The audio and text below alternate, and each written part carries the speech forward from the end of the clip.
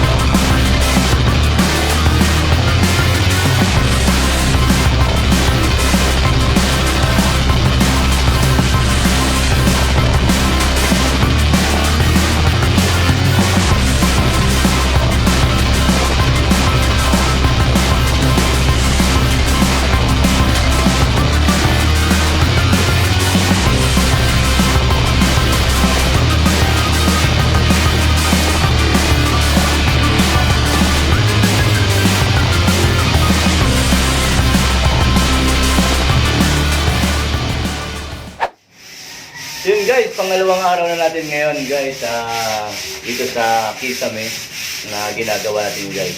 Ang ginawa natin guys ay nag-waterproofing muna tayo guys ng buong kisame guys. Dalawang patong ang inubos natin guys. Gumamit tayo ng flexiband. Saka tayo naglagay ng skim coat ang ginagay natin guys. Yun ay kahapon ay pagkatapos natin mag-waterproofing ay minasilya natin siya ng skim coat.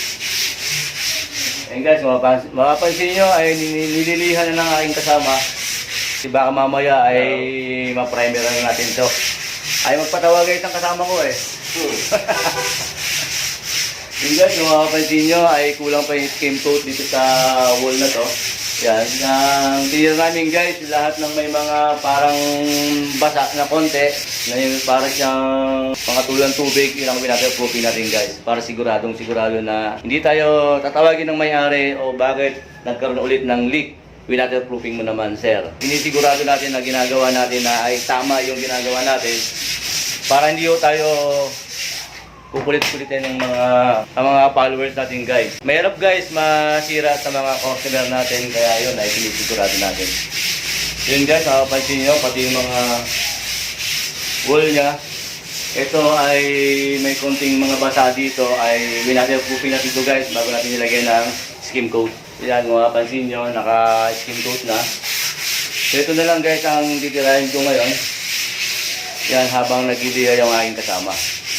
So ito ay back to work na naman tayo guys. Umpisa na naman ang palikabukan dito. Mamaya-maya ay mistiso na kami dalawa ito. Mumukha na kami Amerikano dito guys. Sa usap ng mga nililihan namin. So ito guys, trabaho muna tayo. At nilipat nyo na lahat dito. Pwede ka na din dito.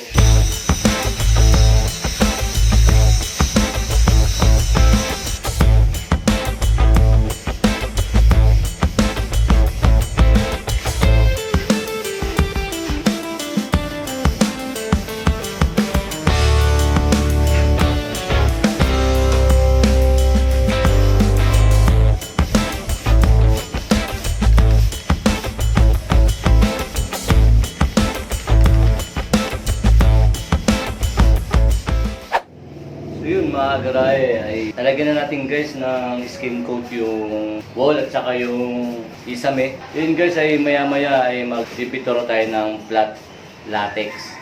Yun naman guys ang i-first coating natin bago tayo magkulay. So yun guys, ito yung binatangan natin ng skim coat. Kung mapapansin nyo guys ay paikutin natin to guys. Ito mga kagarahe yung aking kasama. Nagpapagpag siya guys ng alikabok bago natin pinturahan ng flat latex. Kasi hindi siya ganong kakapit yung flat latex pag may alikabok ng pintura.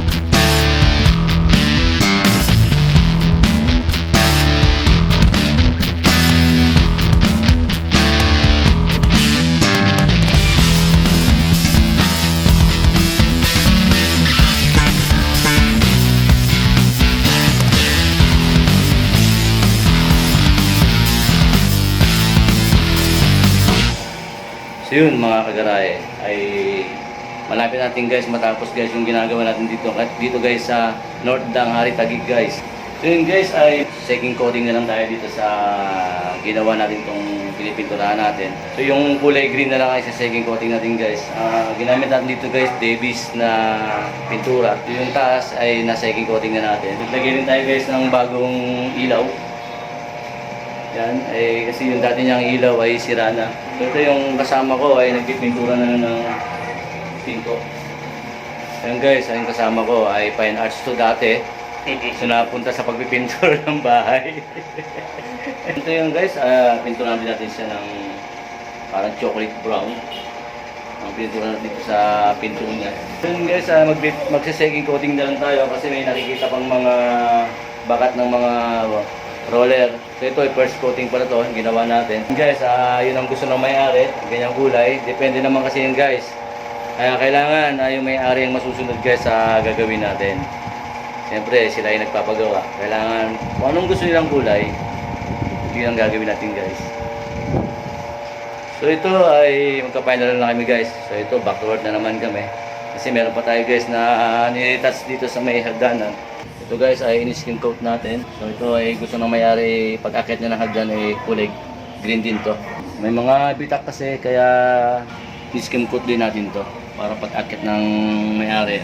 So wala siyang makikitang mga bitak-bitak.